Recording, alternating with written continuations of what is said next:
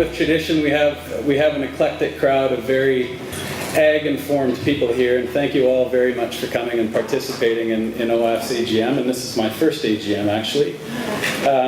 A few thank yous, Kathy, Julie, Idolo.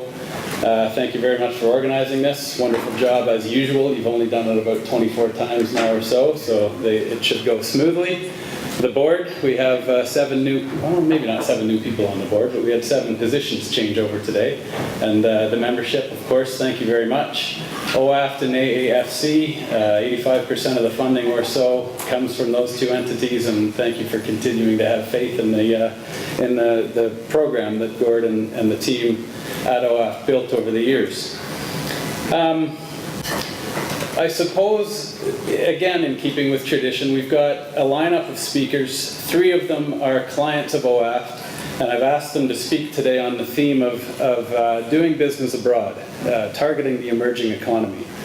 But to start the day, we've got a keynote.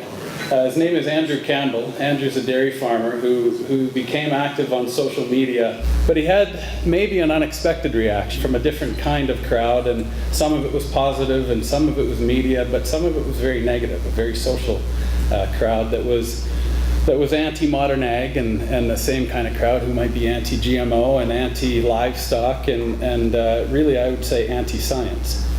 The idea is, and this is one that I started using a number of years ago only because, well, it sounded kind of cool. I didn't know whether I believed it. I absolutely believe this concept now. The fact of anything doesn't matter. It's all what the perception of that fact is. Thanks to the internet and the communication environment we're in today, we have the ability to basically back up anything we want to believe. And then we'll hunt that out using the University of Google.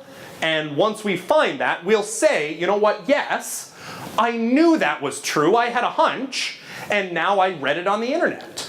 So it must be true. That's really, where we come to be. So the idea is, how do we focus less on pushing facts and saying facts will get what we want done? How do we worry about the perception more? How do we focus on that consumer perception to actually get the change we want? How are you preparing to build that trusting relationship with the consumer, and what are you doing to make sure that that perception, when they do read something, usually false, but definitely negative on the internet, they say, you know what, I don't trust that. I have a good enough relationship with this brand or this company to say it's okay. My thing is, you, whether it be as an organization or as just an individual, have to do one thing once a week. One thing once a week has to be focused on what are we doing to improve that perception. I think, it's an industry of tens of thousands, that if all of those came to the table, we could actually have a big impact on consumer perception. We want to believe the world is a good place. Most people want to believe the world is a good, trusting place. People are good.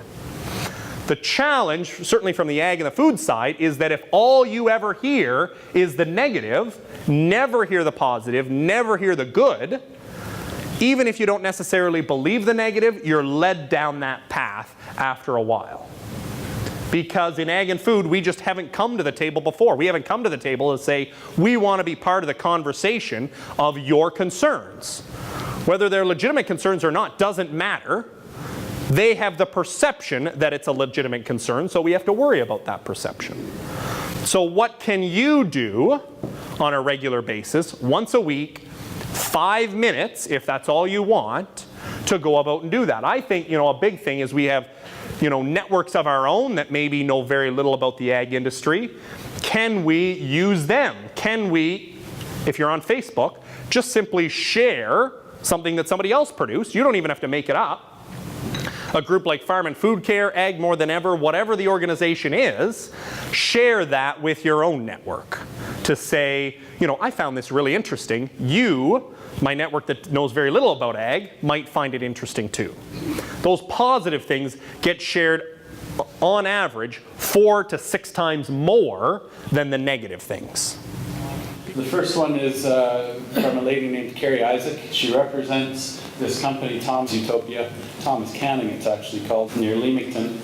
Carrie spent 3 years in China. She understands that market relatively well. She understands the importance of the emerging economy. Export business development into emerging markets is my professional passion, and I hope that after hearing my presentation, I've encouraged you to see that doing business abroad is not just achievable for a few, but it is something SMEs in Ontario should strive for and make it part of their everyday routine. A good marketing plan develops product, place, pricing, and promotion. Until you become intimately familiar with the intended new market, it is nearly impossible to predict the 4 Ps of marketing from sitting at a desk in Ontario. It takes boots on the ground to learn about the people that you need to do business with. It takes more than one visit, and it's not just about relying on trade missions. It's not enough.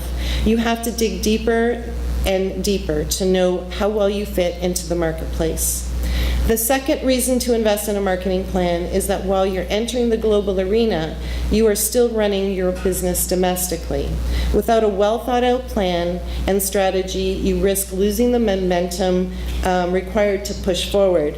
And without forward thinking and planning, you could also risk losing what you've already built here. What I'd like to see, if it's possible, is that we brand, and we brand in a large way. What we'd like to do is make sure we teach the emerging countries about Canada, about people in Ontario, about what we do, and that we're worthy to deal with. So Canada, Ontario, AgriValue, SMEs, and turn things a little upside down and look at working with the consumer and working through that down to the distribution channels and import countries as well. Our next speaker is David Hendrick. He runs an organization called Savita International, and I don't think I need to do any more introduction, David, do I? Who are we? What are we? What we call a fully integrated company. So we have first our export production. So 18 years ago we started into Japan, and that has remained the core of our business. 80% of our revenues, in fact, still come from our export business, and so we don't forget that. And we look very proudly in terms of what we've done so far, but we also look at expanding those markets into other countries, and I'm going to talk a little bit about that today. We've been extremely, extremely lucky because our partner in India is, in fact, an established soybean crush company, and in India, the soybean is all about oil. It's not about, like Japan is all about protein. In India, it's all about oil. And this particular partner was quite interested in working with us, A, because our breeder is Indian, B, because they think that we can, and we can, I believe, help them improve their genetics, and also because we share the same intent to improve farming practices. But where I'm going with all this is that because this company is established, because this company is recognized by farmers, because they've been buying beans from the farmers for years, 25 years, and because they've been transforming the oil into food oil, selling to the retailer, they're also recognized, very well recognized by the consumer. So the opportunity to do business with a partner that's already established and already well known was a huge advantage to us. So we're quite happy with this. The premise or the idea of linking soy genetics with fish genetics. There's a company in New Dundee, Linden Fish Hatcheries, and so we're thinking about how we can improve the sales by using the non-GM soybean as part of the ration. Recognizing that, in fact, for fish farming, 60% of the cost is associated with the feed. So if there's a way that we can use non-GM soybeans, and non-GM soybeans with particular anti-nutritional traits used, maybe we can help raise the growth pattern of the fish. Without further ado, let's move on to Richard. Again, you guys do a better job at introducing your businesses, but Richard has a very interesting a different twist on a product line that's good for ag, and that's paint resins made from soy or other oily crops. So Richard became a client of OAFT just as I was starting. And he recently went to the United Arab Emirates and had the privilege of meeting with their Ministry of Environment, who has declared a zero waste policy by this year. Richard's been asked to manage that policy for them, and in the meantime he's trying to run a company back here. So you've got to ask yourself a lot of questions there. Distribution, finding the right trading representative, having product stock available locally. Is your product unique enough to be selling at that higher price? And who are your competitors? When you come on to regional problems, how will your products be sold, wholesale, retail? How will your products perform in extreme weather conditions, especially with our products, and application use? Is the investment of brand establishment economic compared to similar local products? And then international manufacturing. Do you go there and create a facility, or do you license your technology to a similar coatings company? And that's really the option we're taking in the long run, is licensing other paint companies to develop our products along with theirs, because there's it's easier for us to sell them the whole technology and supply the resin and everything else, and then they become more successful because they make good margins, and we can make a profit as well. You've always got to remember there, the locals rule. You are a guest, but they love Canadian companies.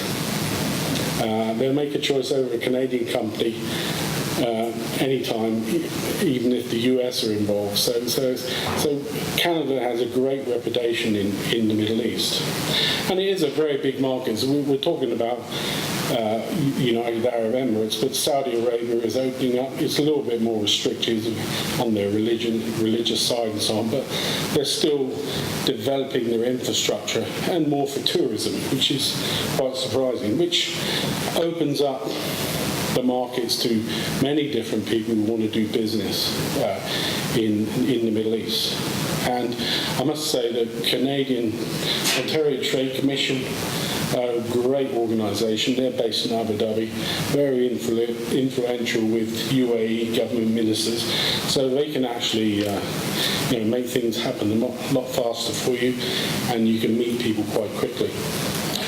With that, thank you all very much for coming. We've kept the momentum going, and it was a good day. Again, much appreciated for the audience, Kathy, the board, the membership, and you all in agriculture. Thank you.